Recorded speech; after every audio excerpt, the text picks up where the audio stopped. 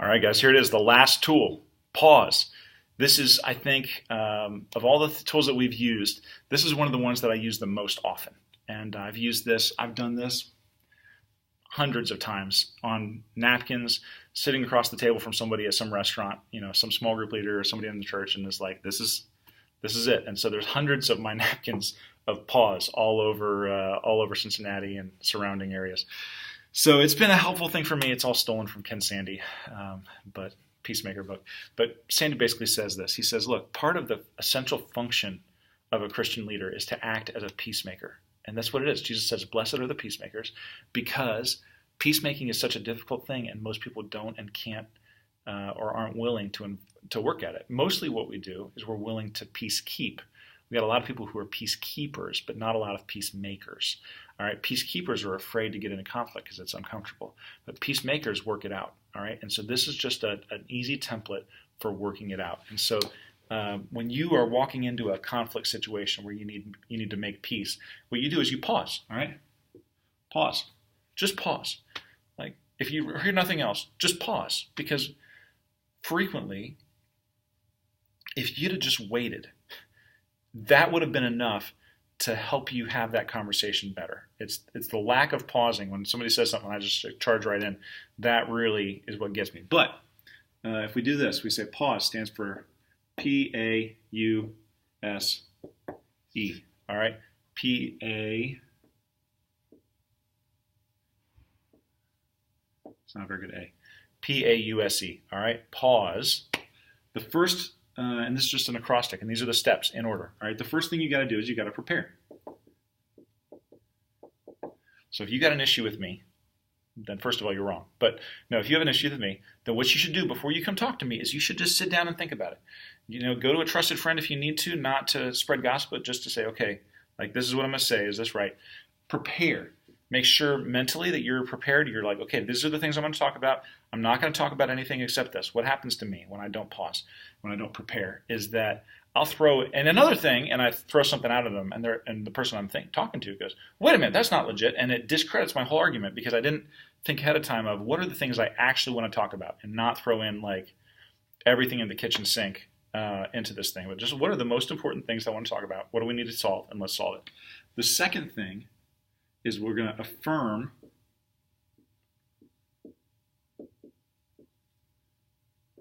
the relationship. So this you do by yourself.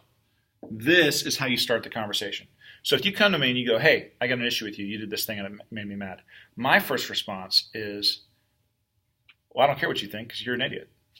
I mean, I'm a prideful jerk, right? But if you come to me and say, hey, Mike, I just want you to know I really appreciate you. And I like that we're friends. And if we weren't friends, I probably wouldn't have this conversation. But since we are, it's important to me that we do this. I go, okay, I don't know that I'm comfortable with this, but I'm a lot more comfortable than I would be otherwise. So if we start by affirming the relationship, not just affirming the person, it's an important distinction.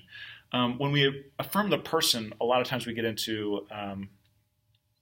there's a phrase that I can't use on this video channel, but called a fecal sandwich used to be the phrase that gets you. And it's like, I'm going to tell you something good about yourself. This is if you've been in a management situation at like a public company or the Army or something like, here's something good. Here's the real thing I wanted to tell you. And here's something good. You got two pieces of bread around the meat of the thing, and it's not a good meat, right? So we're not affirming the person. Hey, you're really punctual, but I really hate this thing that you do. That's okay. It's better than nothing, but affirming the relationship is better, right? Hey, I value you, and that's why we're having this conversation, right? Affirm the relationship. Whatever relationship there is to affirm it. The next thing you got to do is you got to understand, understand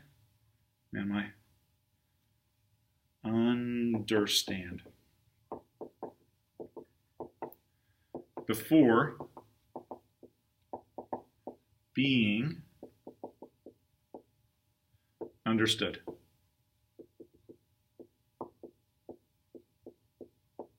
Understand before being understood. And what that means is that what I always do is I walk into a situation and I want to say, you need to understand this because this is what's bothering me. But the gold phrase, the $1 million phrase is, help me understand what happened here. right? Help me understand. Because if we would seek to understand other people before being understood by them, two things happen. First of all, if you just walk in and say, here's why you need to know about me, then they don't understand me. They just know, they're tuning me out already. But if I say to them, I want to understand what's going on, help me understand, then they can help me understand. And it gives me the space to say, okay, now I'm going to ask you to do to me what I just did to you. I tried to understand you. Now you need to try and understand me. All right. So understand before being understood. Then we're going to seek, Ken Sande says, win-win, or seek creative solutions. I say seek the win-win. Most people in a conflict situation cannot tell the difference between me winning and you losing. And so they assume, or I should say the opposite, they can't tell the difference between me losing and you winning, all right? And so if you and I are in conflict and you, like what happens real quickly is I just start thinking about this other person. As long as I can make them lose, then that means that I win. But the reality that happens is most conflict situation that I see that goes nuclear, what happens is actually lose-lose. Like both people lose. So there's no winner. Both people lose. It's a lose-lose situation. That's very common because what happens is people are just trying to make sure the other person loses instead of making sure that they win. What if we said, okay, we're going to try and commit, is there any way that we can both win? And there's not always, right? So sometimes there's not a win-win. Maybe, is there like, can we both win 60%? Can we both get 70% of what we want? Sometimes yes, sometimes no. But to the extent that we can look for win-win situations, it's going to make the conflict better, all right? The number of times when it's like, I want this, you want a different thing, and that's just kind of how it works out. The more that we both look for ways that we can both get what we want, the better our conflict resolution is going to go. And then the last thing is evaluate openly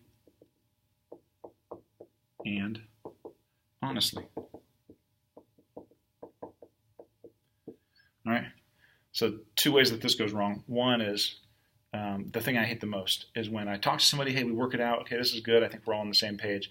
And then they leave and they go and they're like, yeah, I hated everything Micah said. I wasn't willing to talk about it. It's like, why didn't you tell me that when we were sitting down together, right? Don't fake peace, right? Make peace. We're not peace fakers, we're peacemakers. So we are going to use this pause principle. And part of the thing is we want to be open and honest. So if at the end of the day, if I say, no, this doesn't work for me, we're still in conflict, then at least we're real clear on where we are, all right? Then, okay, you've heard me, I've heard you, this is important to you, this is important to me, we're not going to be able to come to resolution on this. Okay, all right. So I'm not saying this is going to get rid of all conflict. If you do this, you'll never have conflict again. What I am saying is that this allows us to process conflict in a healthy way that is most likely to lead to positive resolution. All right. So if you get into a conflict situation, you need to pause. All right.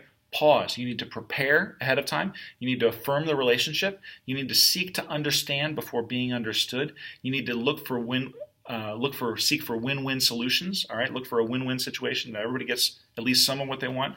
And then you need to evaluate openly and honestly. This worked for me or it didn't. So that's it. That's the pause principle. And if I had $1 for every time I had drawn that on a napkin sitting around some restaurant at lunch with somebody, I would have many more dollars than I have. So it's a useful tool for me. I hope it'll be a useful tool for you. I'll see you guys around.